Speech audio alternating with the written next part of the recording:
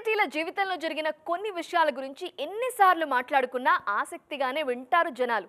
అందులోనూ ఇప్పుడున్న సిచ్యువేషన్లో సమంత విడాకుల గురించి మెన్షన్ చేస్తే పట్టించుకోకుండా ఉంటారా? డబుల్ ఇంట్రెస్ట్ చూపిస్తున్నారు. రీసెంట్ గా సినిమా ఇండస్ట్రీలో విడాకుల వార్తలు రిపీటెడ్ గా వినిపిస్తున్నాయి. సరిగ్గా ఈ టైంలోనే తాను విడాకుల సమయంలో ఫేస్ చేసిన విషయాల గురించి మాట్లాడారు సమంత.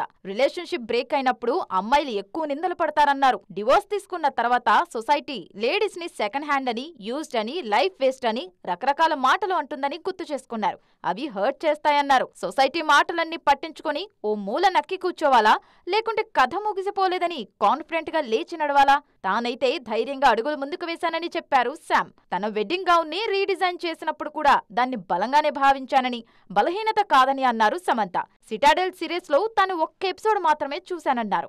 ఆ సమయంలో శారీరకంగా, మానసికంగా ఎన్నో ఇబ్బందులు దాటానని, సిరీస్ ని చూస్తున్నంతసేపు అవి గుర్తుకొస్తుంటే ఇబ్బందిగా ఉందని ఓపెన్ అయ్యారు శామ్.